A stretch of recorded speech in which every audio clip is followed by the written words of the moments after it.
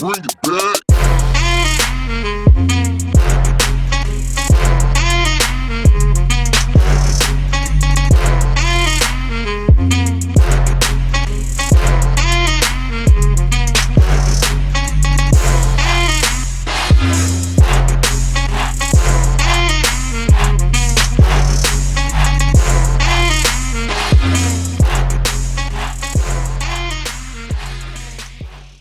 Hey arisers, what's arising?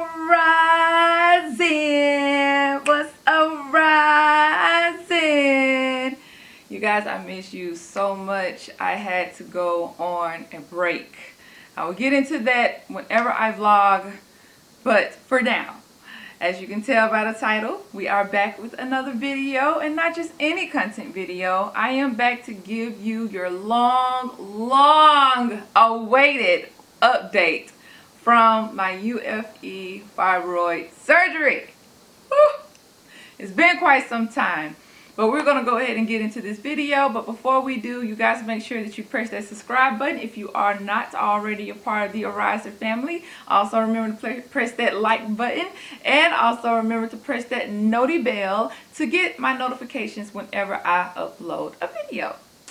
Also, it would really mean a lot that these videos that I post about, my fibroids and recovery and my documentary, if it helped you in any way, it would mean a lot if you did comment and let me know. So once again, I have my little paper here, so if I look off, then you guys know what it is. Since my last video with my fibroid documentary, you saw me from start to finish when I had my surgery. I had my surgery on April 2nd, 2019, so of course that's this year. And I went on a 2-week recovery, which led me to do a mini documentary series for you guys. So I'll be updating you from that. If you guys remember my introduction video, if you have not seen it, I really highly recommend you guys go back and look at that video, because there's so much information in there that you can learn from. But if you do remember that video, then you will remember all the symptoms that I named that I had, everything that I was dealing with, and which led me to go get checked and finding out that I was harvesting fibroids. I met with Viva Eve again, and hopefully you'll be seeing me work with them down the line. But within one of those meetings, I found out that there were more symptoms that I was dealing with, and I was just like, oh my gosh.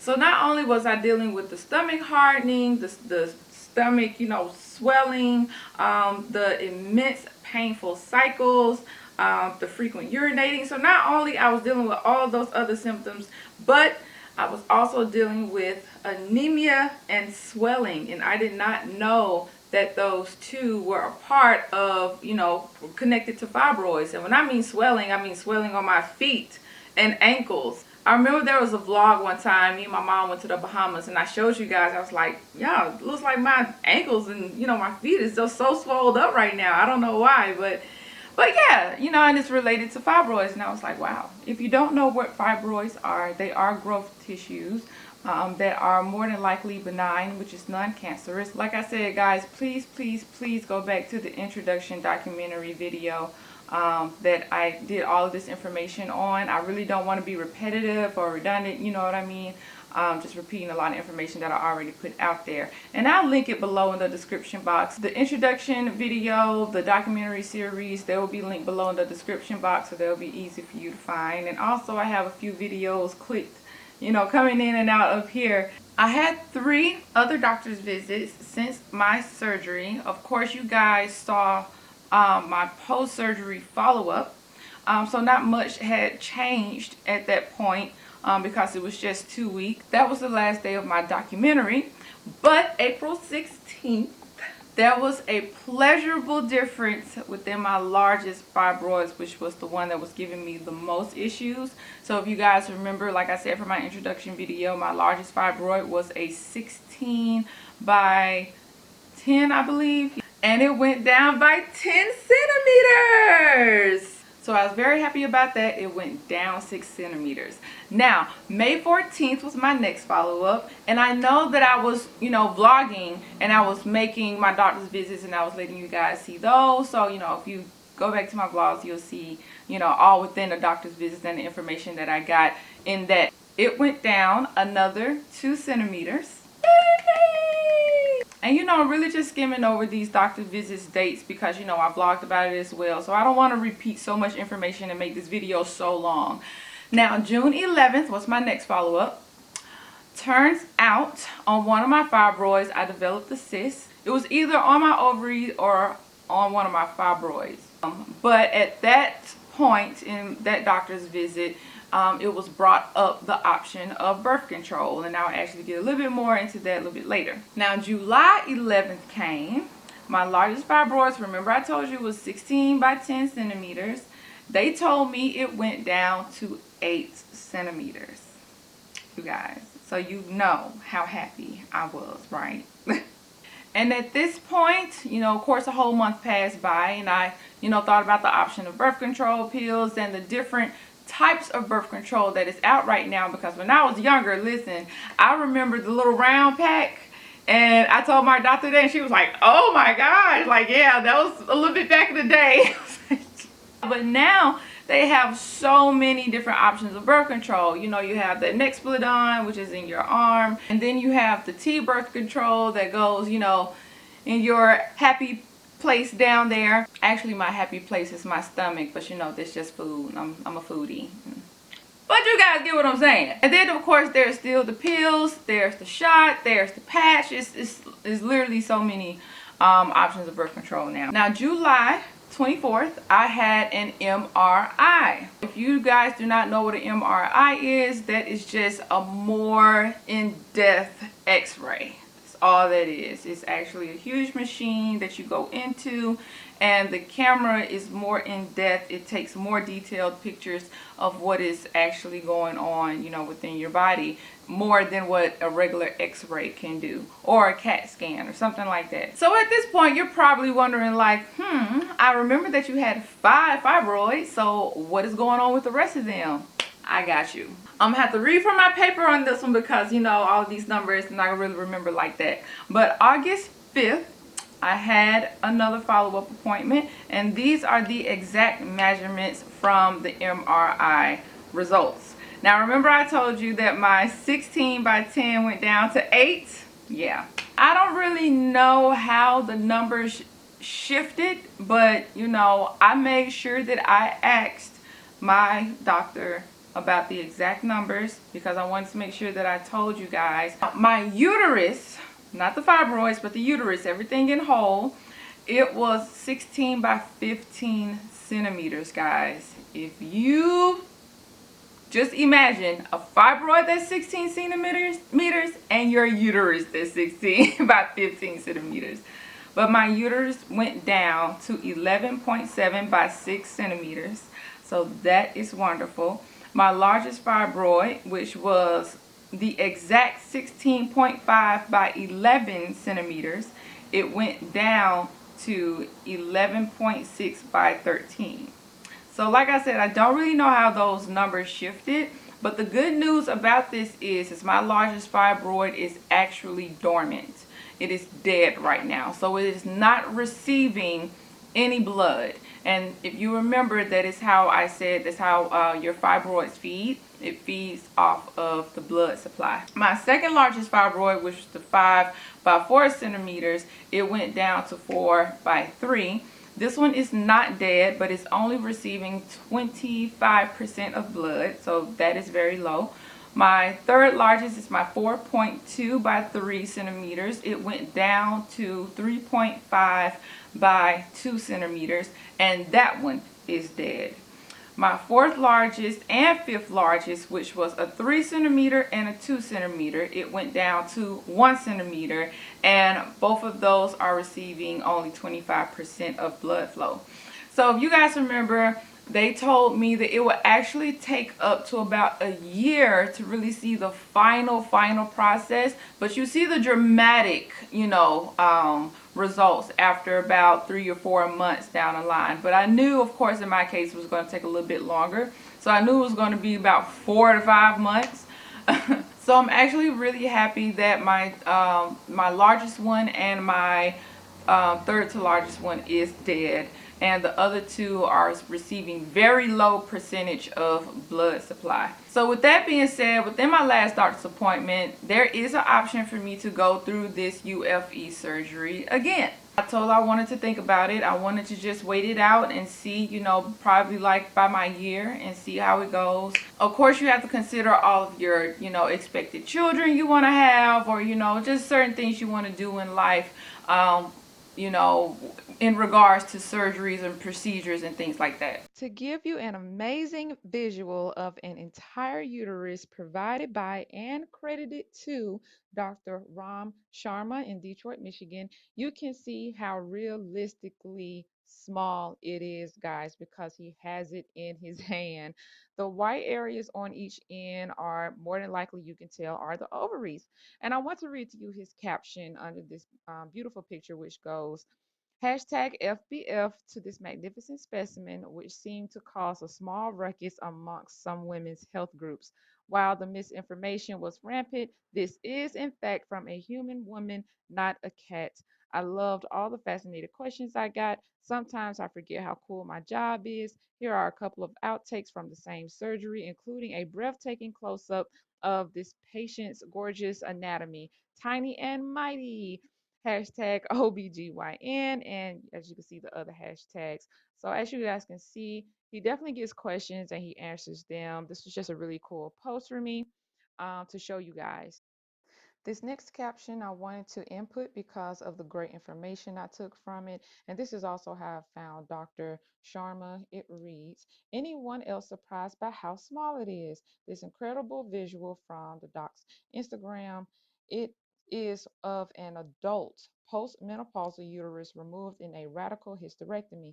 The average uterus is 3 to 4 inches by 2.5 inches. In menstruating women, the uterus grows up to 3 times its original size. When your baby reaches full term, your uterus will be bigger than 5 times its original size, with a capacity of 500 times more than before you conceived. It'll be 15 times heavier on its own without the baby and the placenta. After you give birth, the uterus immediately starts contracting to shrink itself. 1 week after delivery, it'll weigh about 1.5 pounds, but 2 weeks after birth, it'll be down to 11 ounces. By the 6th week after pregnancy, it'll be back to its pre pregnancy weight of 2.5 ounces. And this caption is by Urban Giggle 2. So, guys, as you can see, this is great information that I wanted to share with you. And like I said, if you have any questions about this, please reach out to Dr. Sharma, or you can probably even reach out to Urban Gilgle too. I just know Dr. Sharma, he's an actual doctor, he's an actual OBGYN, and you can, and he'll reach out to you to answer your questions. Now, for August 7th, get ready for this, because woo child. Remember when I told you that on June 11th, they discovered that I had a cyst on one of my ovaries, or fibroids, whichever one it was. If you don't know what a cyst is, it's just a very small growth that's filled with liquid or, semi-solid fluid that causes a lot of pain. If you ever had a cyst, then you know daggone well what I'm talking about. And no, I am not exaggerating. Every expression is meant for a cyst, okay? If you haven't had one, then you're just blessed. But August 7th, I ended up having a relapse. Out of all things, a relapse. After everything I went through, I ended up going into the ER, the emergency room, because I dealt with excruciating pain to the point I was heaving. I didn't have anything in my stomach, so I was heaving up the acid that is held in your stomach. If you don't know, you do have acid within your stomach. If it is burst by any way, you can die. But I was heaving it up. And I didn't understand why I was going through all of this pain. You guys, I cannot describe on camera enough how much pain I was in. I could barely walk. I did not know which way to move. I didn't know to lay down on my left, right, stand up, sit down, lean over, bend back. I did not know which way to move because it seemed like every slight move I was hurting so bad. And I'm just like, oh my gosh, this is my day that I'm about to go.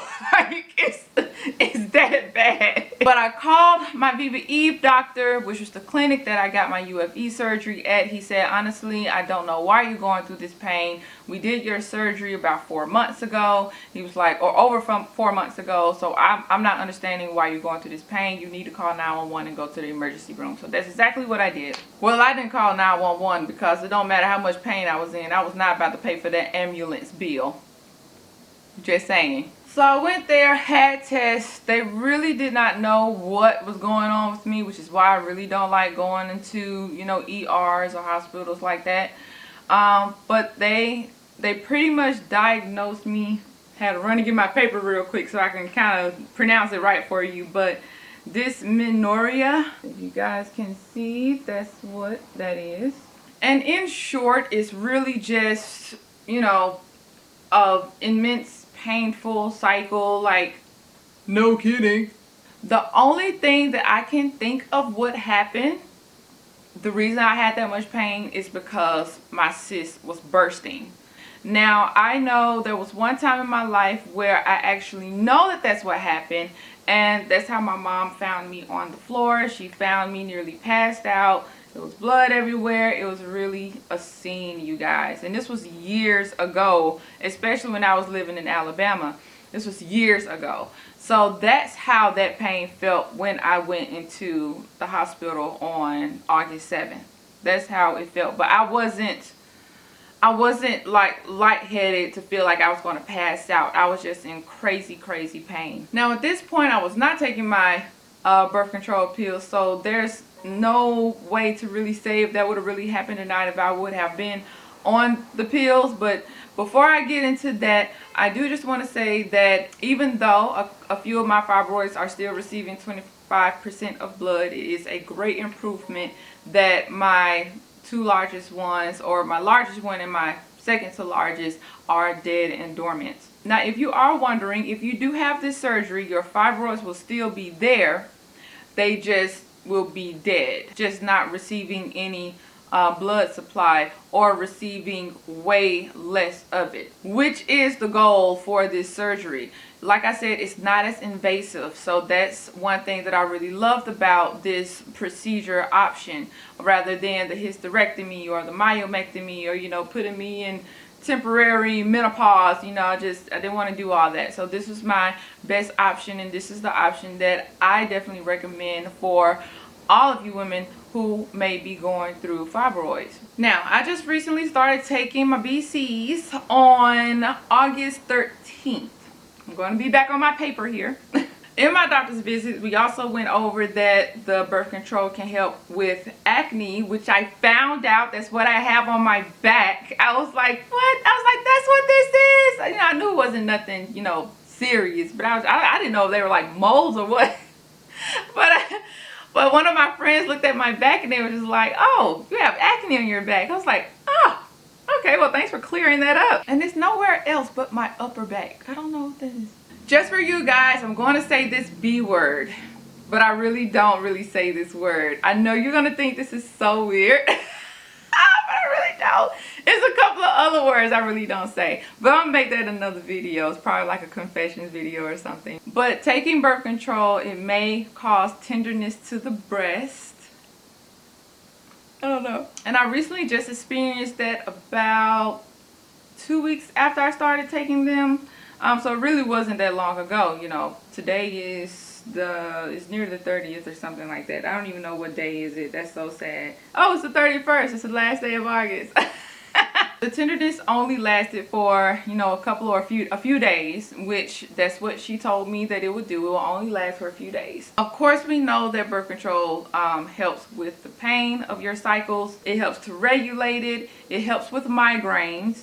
I've had very few. If anything, I could probably count 2, no more than 3 times in my life that I've had migraines. And it also reduces the risk of ovarian cysts, urinary cancer, and also anemia, which is awesome because I remember one of my doctor's visits, not with Viva Eve, but it was with my primary doctor. I was actually diagnosed with anemia. Also, another thing that birth control helps with, it relieves the symptoms of PMS, which is premenstrual syndrome, which is due to hormonal fluctuations, if you don't know, and PMDD, which is a more severe type of PMS, involving more emotional or psychological symptoms, and that stands for premenstrual dysphoric disorder. That's what it stands. You know, guys, sorry, trying to get my tongue together. How you want the, and can't say it. Nicki Minaj keynote. And last but not least, it also helps manage your endometriosis, which is a painful condition that's happening when the tissue lining of your uterus, which is called an endometrium, it grows in other places other than inside your uterus, which can cause inflammation. So birth control can help with a lot. It does have other side effects. So you just have to find out which birth control is right for you. Me, I wasn't so sure about getting a whole incision in my arm. And they were like, if you cannot feel the Nexplanon, which is the one you get in your arm, if you can't feel it, then you need to go and get checked. Something's wrong. And I'm just like, you're not really trying to do that. And then I don't know about the T thing, because I'm just like, well, you know, what if, you know, you want to know, well, you know, no, I don't know about that. And I was like, I know I definitely don't want the shot, because I know the shot, it causes, you know, your hair falling out, it causes you to gain weight. It's so many negatives with the shot. It's ridiculous. I don't know how people still get it. And then the patch, I was like, I don't really know about the patch. The only thing that I know about is the pills. So I just set my alarm every day to take it, because I know if I didn't set it, I would highly forget. And I just keep it flowing like that. So I know that this video was a little bit TMI, but it is so helpful, you guys. And there's so many other videos out there with women talking about their experiences, and even more things that's even more TMI than what I'm talking about. But I know that I want to be able to reach out and help any and whoever may need this information, or, you know, is scared to kind of go in and, you know, see what's going on. You know, they can watch my video and be like, okay, you know, I'm dealing with those kind of same things, so it's not really all what, you know, it's shamed up to be. You know what I mean? Don't ever be ashamed and going to get checked, no matter what it is. Thank you guys so much for watching my video. Thank you for clicking on my channel. I hope you guys become Anna-Risers. Stay tuned for the vlogs. It's so much I have going on. Also, make sure that you follow me on my Instagram, which is Arye Harmony. Also, news for you. Ding, ding, ding. I have decided to come back to Snapchat. However, it is a new Snapchat. It's with Arye Harmony, with the name that you see now and not the old spelling. So guys, make sure that you come and snap with me on there. Also, don't forget to follow me on Twitter, Arye Harmony, as well. I will be posting other updates and just things that I'm doing right now, and I don't want to just put it all in this video to make it even longer.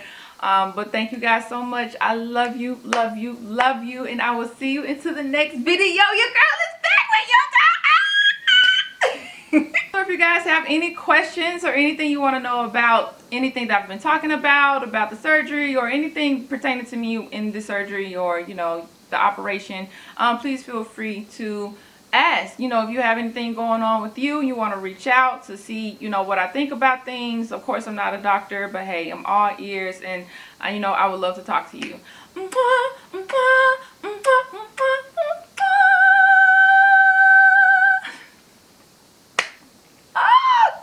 Be back.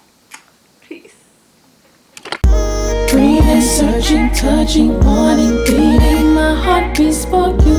Warming, cooling, heating. Temperature is burning in this room. Leaving, coming back and forth gives me a fever for you, baby.